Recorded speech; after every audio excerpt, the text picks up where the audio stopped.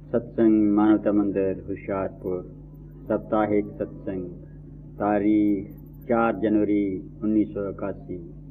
हजूर पूर्णूर परम संत पूर्णतनी परम तत्व सर्वाधार परम दयाल जी महाराज के प्रवचन। मौज मालिक मौज मालिक मौज मालिक।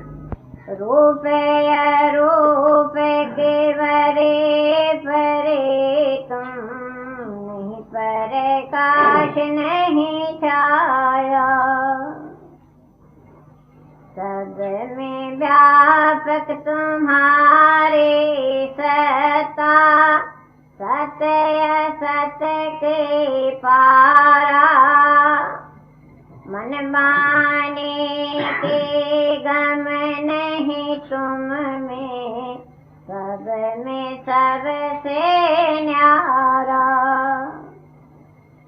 क्या कह करूं तुम्हारे स्तुति, अजरे अमरे अविनाशी।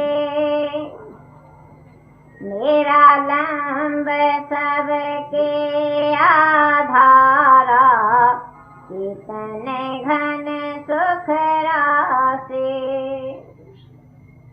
गोचर जहाँ लग मन जाए, तो नहीं देख तुम्हारा। माया काल के परे ठिकाना, क्या कोई बरने पारा। सत्य तत्व सार सार नहीं, शब्द सुरत नहीं होए। संत कहें तुम शब्द रूप हो, और यह शब्द गति सोई। ऊंची दृष्टि करे जो प्राणी, सारे भेद कुछ पावे। भेद पाए शरणागत आवे, आवागमन मिटावे। दया करो करुणा चित लाओ, दो मोहे भक्ति विवेका। राधा स्वामी चरण शरण बलिहारी, रहूं शब्द मिलेगा। धन धन गुर परम स्नेह, धन दीन हितकारी। धन कृपाला सहज दयाला, भव भय मेटन हारी।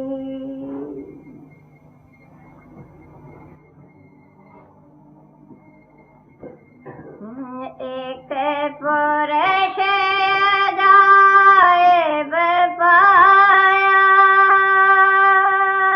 कोई मर्म न उसका गाया। एक पुरुष अजायब पाया, कोई मर्म न उसका गाया। बिन संत हाथ नहीं आया, ऋषि मुनि सब धोखा खाया। बिन संत हाथ नहीं आया, ऋषि मुनि सब धोखा खाया। क्या व्यास वशिष्ठ भुलाया, क्या शेष महेश भरमाया। क्या व्यास वशिष्ठ भुलाया, क्या शेष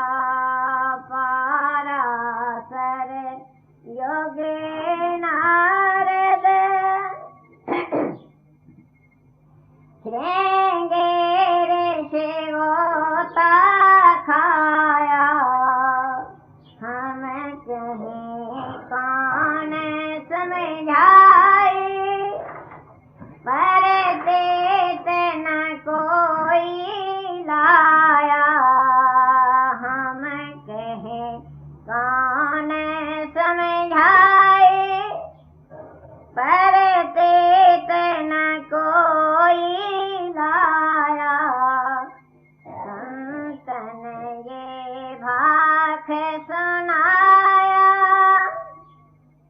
कोई गोरे मुख बोझ बुझाया संतन ये भाख सुनाया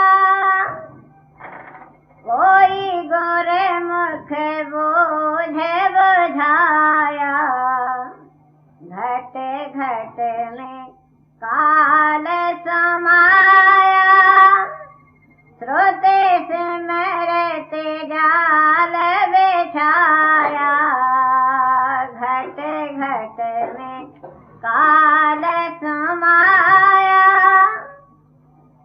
श्रोते से मरते जाल बिछाया खट शास्त्र बोधे चलाया अंधे मिल धूल उड़ाया खट शास्त्र बोधे चलाया अंधे मिल धूल उड़ाया कुछ हाथ न उनके आया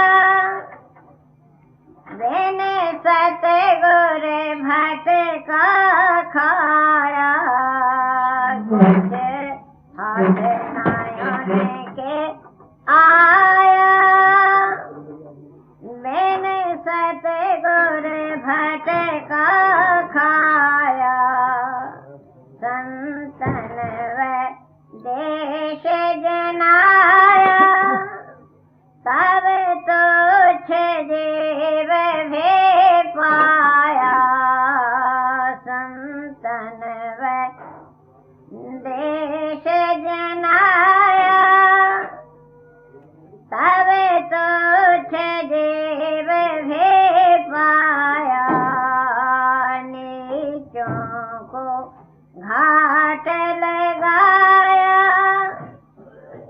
ऊंचों को काल बहाया नीचों को घाट लगाया ऊंचों को काल बहाया राधा स्वामी पता बताया खोजी की कमर बंधाया राधा स्वामी पता बताया खोजी की कमर बंधाया एक पुरुष अजायब पाया कोई मरम न उसे का गाया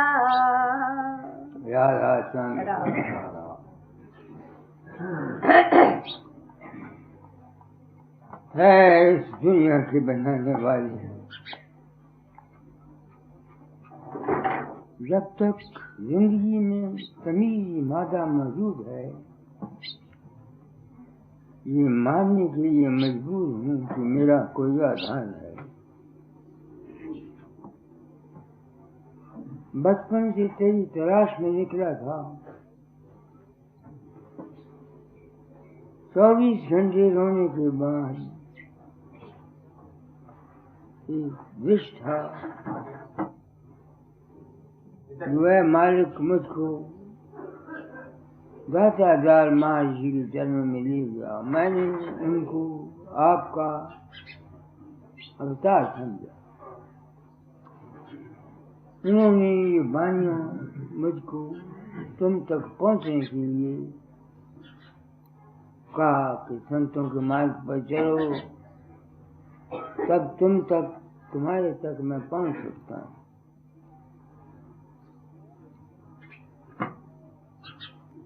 ब्राह्मण खानदान में पैदा होने के कारण जो संस्कार है मालिक मुझको मिले, उनका खंडन इन संतों ने कर दिया। तबीयत बर्दाश्त नहीं कर सकती। चूंकि मुझे विश्वास था कि आप दाता के रूप में हैं, इसलिए मैंने इसको गलत नहीं समझा। उम्र गुजर गई ये समझने के लिए कि तेरा आखिरी देश कहाँ है, तू क्या है, कहाँ है। प्रण किया था अपना अनुभव कह जाऊंगा, और आपने दाता दयाल के रूप में कहा था चोला छोड़ने से पहले तालीम बदल जाना। इसलिए मौजाधीन घसीटा जा रहा हूँ। भारतवासियों, मिलने वालों, दोस्तों, कौन ऐसा हिंदू है, ब्राह्मण है जो इस शब्द को सुनकर उसके दिल में या तो गुस्सा आएगा तो वो स्वामी जी को या राधा स्वामी पंथ वालों को गाली निकालेगा, या अगर गाली नहीं निकालेगा तो इसके उस अजायब पुरुष को पाने के लिए अपना सिर तोड़ कोशिश करेगा। वो कोशिश मैंने की और अपने कर्म भोग बस कहना चाहता हूँ, गुस्ताखी माफ करें संत या महात्मा या मजहब वाले। हर एक मजहब ने, हर एक पंथ ने अपने आप को बड़ा मानने के लिए दूसरों का खंडन किया है। विष्णु पुराण वालों को पढ़ो, वो कहता विष्णु सबसे ऊंचा है।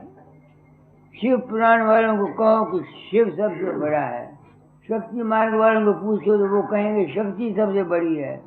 गुरु मत वालों को पूछो तो वो कहेंगे गुरु सबसे बड़ा है। हर एक गद्दी वाले के पास जाओ, कहेगा मेरा गुरु सबसे बड़ा है, दूसरा कहेगा मेरा गुरु सबसे बड़ा है। मेरी उम्र गुजर गई, सच्चाई क्या है?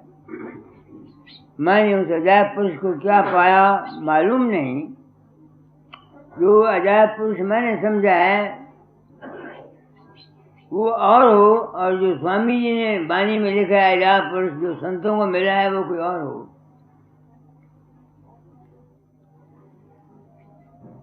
मैं पहले उस मालिक को किसी रूप में मानता था, राम के रूप में, कृष्ण के रूप में, क्योंकि हमको संस्कार मिला था कि वो अवतार लेता है। मेरी जिंदगी में एक वाक्य आया, जब मैं राम या कृष्ण का ध्यान करता था तो बागा वाले स्टेशन पर था, तो मेरे आगे आगे कृष्ण हमेशा रहता था, या अंतर में तो आगे आगे कृष्ण चल रहा था, तो वो कृष्ण मुझे कहता है गोबर पड़ा था, गोबर खा ले। मैंने गोबर उठाया, खा लिया। तो जब मैं स्टेशन पर पहुंचा तो मैंने सोचा किसी इसमें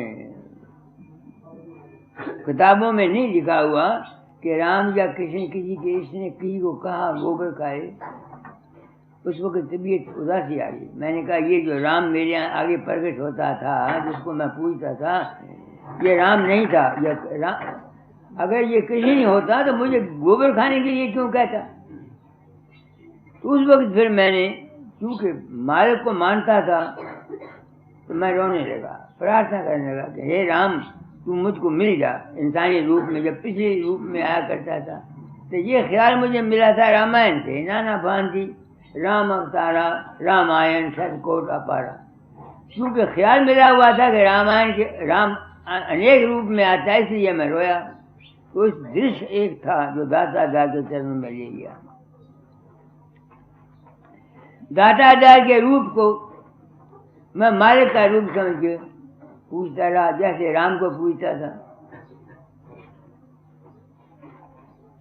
तो तजर्बे ने क्या बताया, जब मैं इस काम गुरु पदवी पर आया, गुरु पदवी पर मेरे आने का कारण क्या था? ये नहीं कि मैं गुरु हूँ, मुझको ये काम गुरु ने इस वास्ते दिया था कि मुझे इस अजायब पुरुष का पता लग जाए। मैं उनको तंग किया करता था कि मुझे ये बताओ, ये तुम्हारा अजायब पुरुष या तुम्हारा ये राधा स्वामी धाम या ये अनामी धाम क्या बजा है, मुझे भी वहाँ पहुँचा दो। तो मैं उनको तंग किया करता था। तो 1918 में उन्होंने मुझे कहा था सत्संग कराया करो, नाम दान दिया करो। तो मैंने कहा महाराज मुझे तो कुछ आता नहीं। कहने का बेवकूफ, जो तू कहेगा सच होगा, तुमको सच्चा सदगुरु सत्संगियों के रूप में मिलेगा। तो ये काम जो मैं करता हूँ, मैं गुरु नहीं, महात्मा नहीं, न मुझे सींग लग गई न मेरी पूछ है। मुझे ये काम इसलिए दिया गया था कि ये जो लिखा हुआ है अजायब पुरुष, या जो सारे शब्द पढ़ा था, वो सार सार के परे है, उस अगुण सगुण से न्यारा है, वो काल माया से न्यारा है। ऐसे ऐसे जो भेद था उसको समझाने के लिए मुझे ये काम दिया था। और अब मैं समझ गया, जब से मुझे ये पता लगा कि मेरा रूप लोगों के अंदर प्रकट होता है, मैं नहीं होता। बस सिर्फ इस एक ख्याल ने मुझे इस अजायब पुरुष का पता बताया और उस अवस्था का पता बताया जो पहले शब्द में दाता ने लिखा है कि गुरु का रूप क्या है, ना सार है। पढ़ो एक दो कड़ी उसकी। धन धन गुर परम सने, धन दीन हितकारे, धन कृपाला सहज दयाला, भव भय मेटन हारे। क्या मिल जाता है गुरु के मिलने से? भव भय चला जाता है। भव कहते हैं जिंदगी के तमाम जिंदगी को। कि गुरु की दया क्या होती है? जब इंसान इस भवसागर से यानी इस अजायब पुरुष को पा लेता है, क्या मिल जाता है? उसका भव भय नहीं रहता। भव कहते हैं जिंदगी के ख्यालात को। आगे लीलाया गमे अपार माया, अद्भुत क्या कोई जाने, ऋषि मुनि योगी पार न पावे, जाने नहीं पहचाने, अगुन सगुन के मध्य विराजे, नहीं ब्रह्म नहीं माया, रूप अरूप के बरे परे तुम, नहीं प्रकाश नहीं छाया। अब देखें कहते रूप रूप से मैं कैसे गया पार? बस सिर्फ एक ख्याल से कि मैं किसी के अंदर नहीं जाता। लोगों की चिट्ठियाँ आती हैं मेरे पास कि बाबा तुम हमारे अंदर मरते समय ले गया, प्रकट हुआ, दुआई बता दी, मैं तो होता नहीं। तो जब मुझे यकीन हो गया कि मैं नहीं होता, तो मैं अब रूप और अरूप से परे उसकी तलाश करने के लिए मजबूर हुआ कि ना हुआ। क्योंकि मैं तो राम को मिलने निकला था, दाता के चरणों में गया, उन्होंने कहा कि अंदर चल, राम आगे है, सबसे परे है। तो इस रूप से मैं कैसे निकला? सिर्फ तुम्हारी दया से।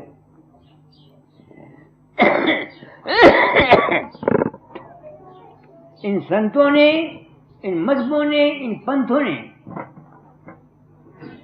हम बेवकूफ अज्ञानी जीवों को इस तरह से अपने जाल में फंसाया हुआ है कि हम निकल नहीं सकते।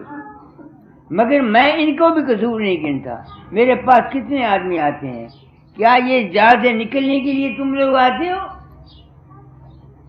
तुम लोग तो दुनिया के आशाओं के लिए आते हो।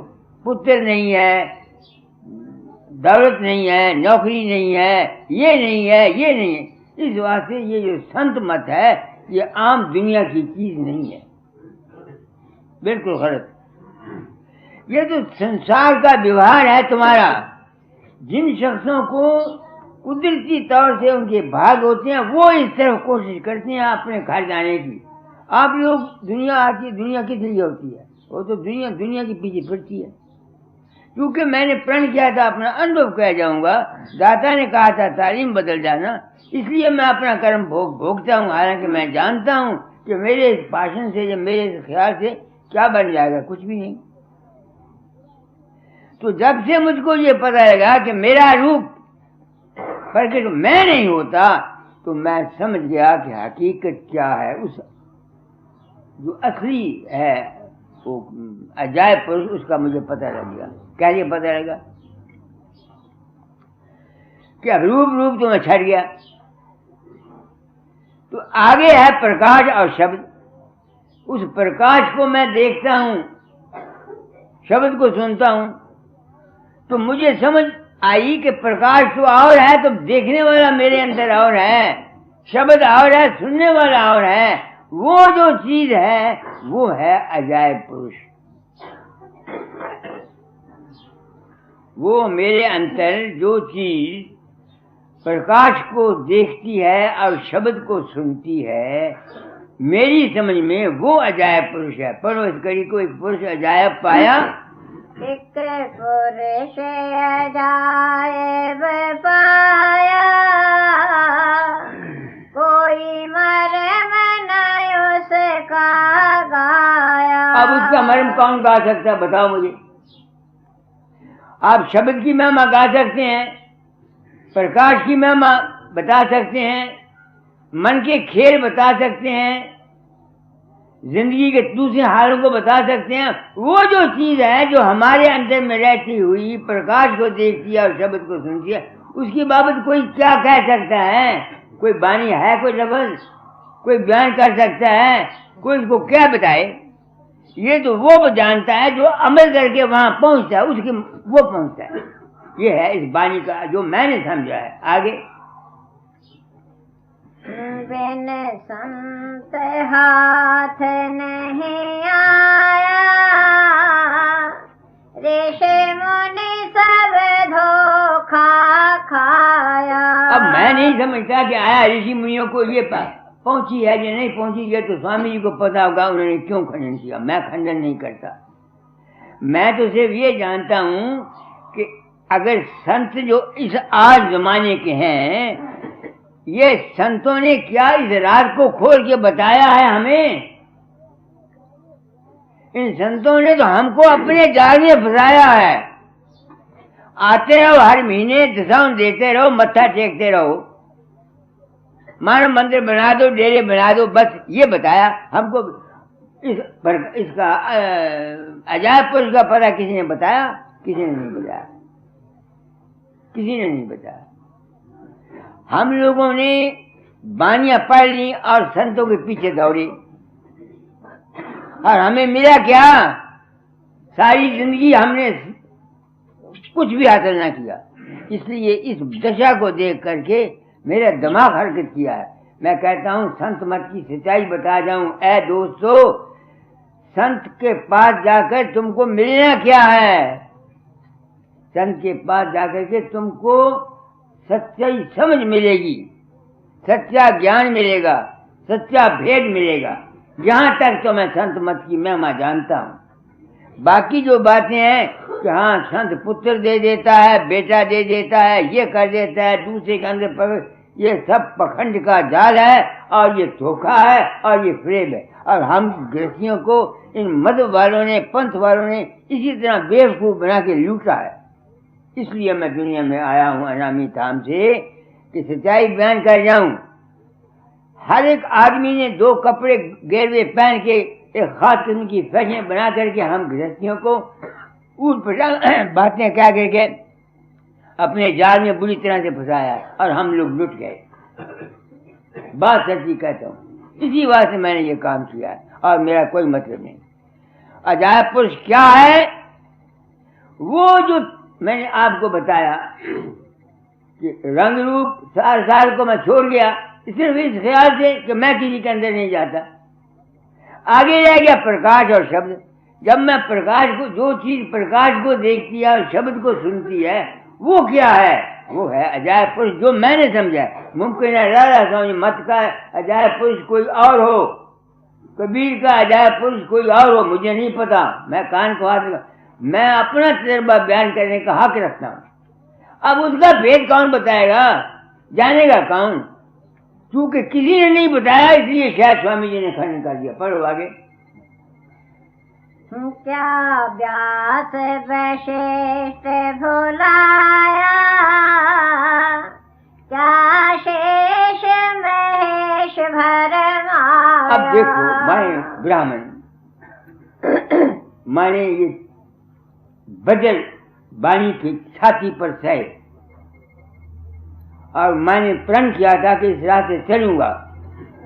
कि क्या हक है, किस वजह पर स्वामी जी को ये हक था कहने का कि रात से सब भुला गए, और मैं कहता हूं भूल गए।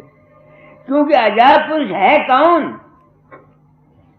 तुम्हारे अंतर में जितने शक्लें बनती हैं, रूप बनते हैं, प्रकाश होते हैं, शब्द होते हैं, इनके जो देखने वाला है, साक्षी है, वो है अजायब पुरुष। सबने, किसी ने कहा प्रकाश को पूजो, किसी ने कहा शब्द को पूजो, किसी ने कहा रूप ध्यान करो, किसी ने कहा विचार करो, किसी ने कहा ज्ञान करो, किसी ने कहा कर्म करो, इसलिए सबके सब पूज गए। ये है जो मैंने समझा है। आगे पढ़ो। पाराशर जोगे नारद,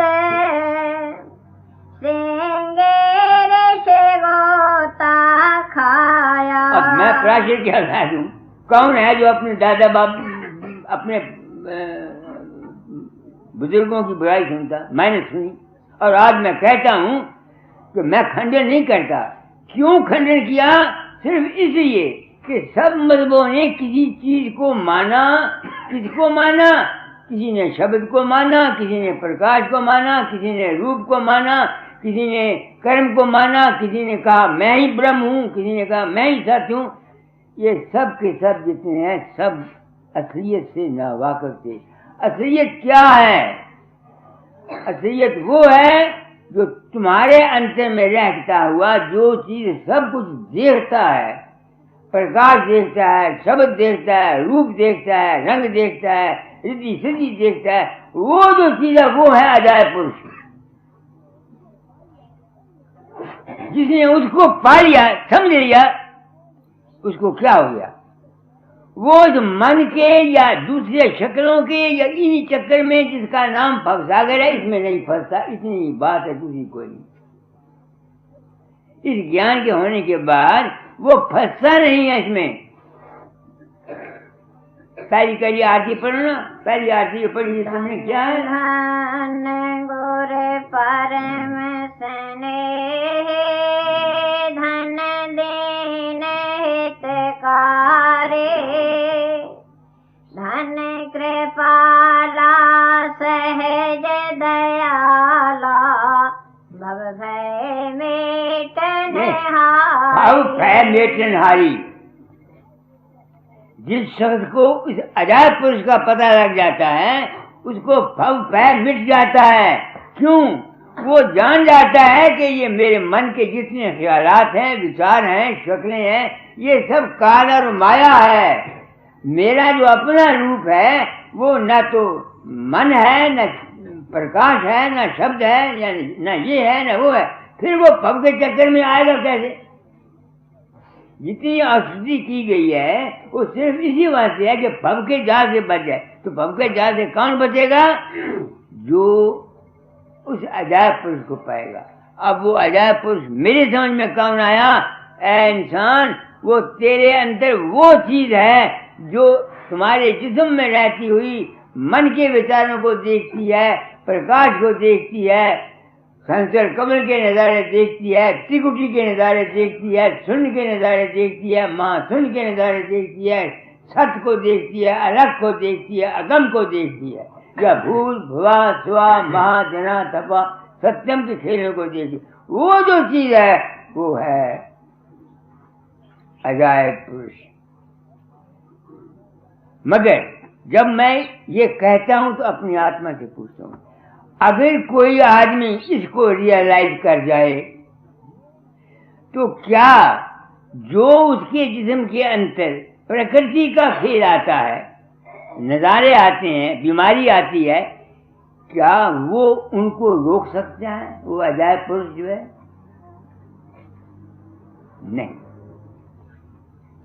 नहीं। मैं संतों की तालीम से आगे जाता हूं, नहीं फिर मैं किस लिए बुलाया? मैं किस लिए बुलाया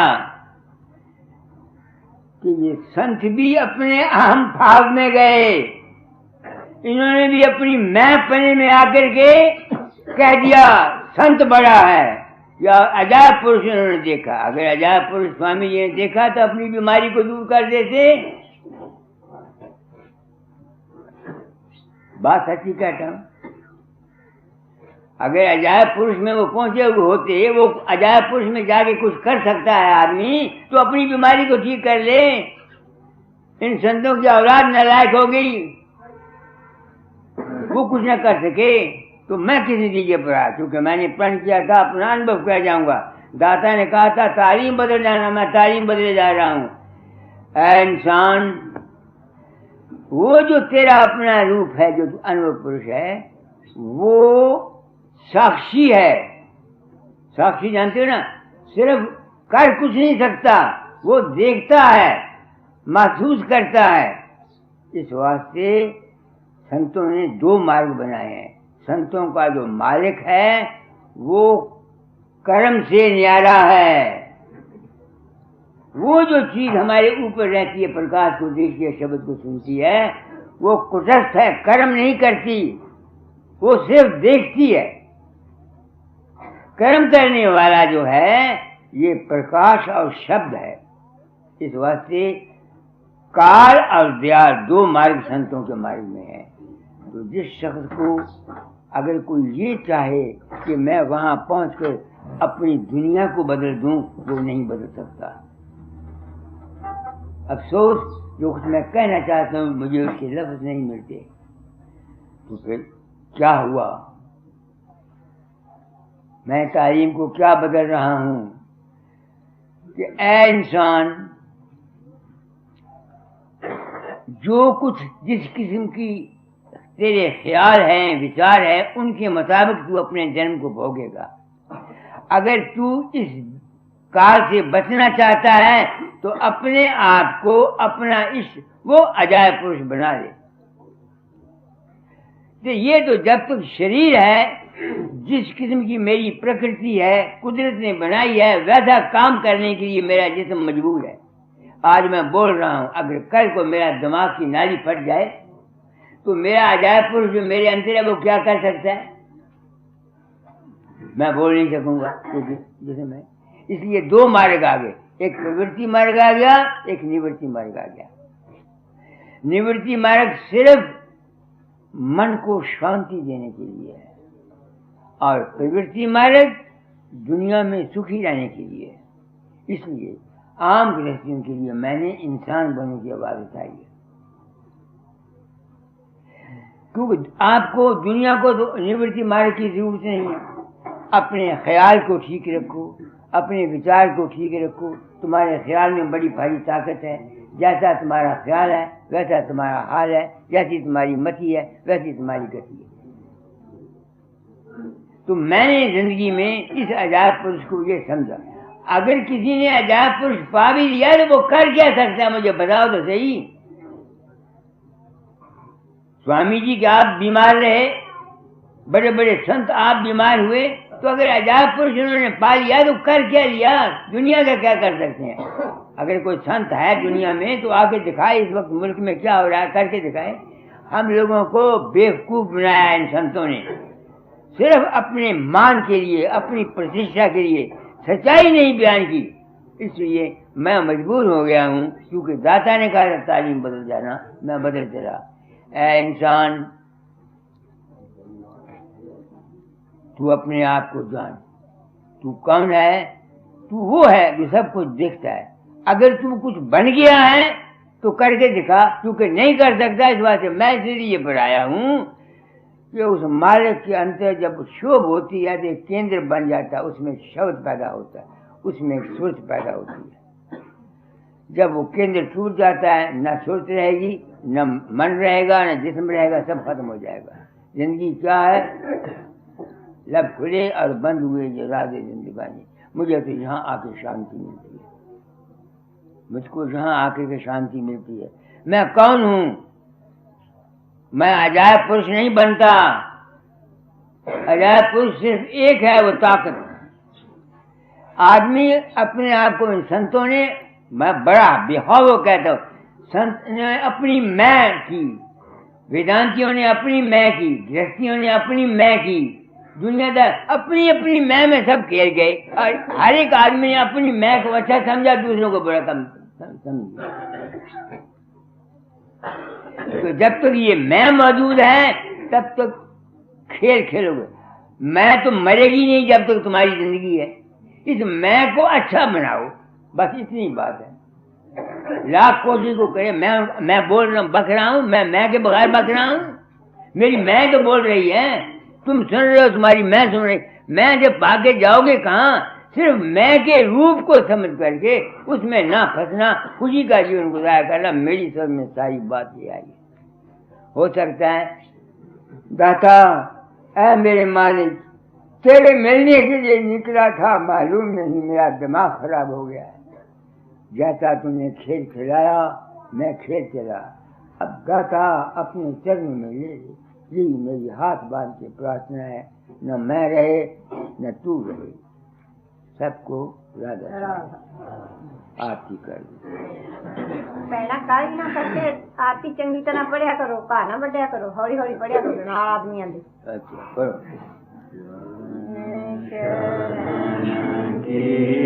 मंदिर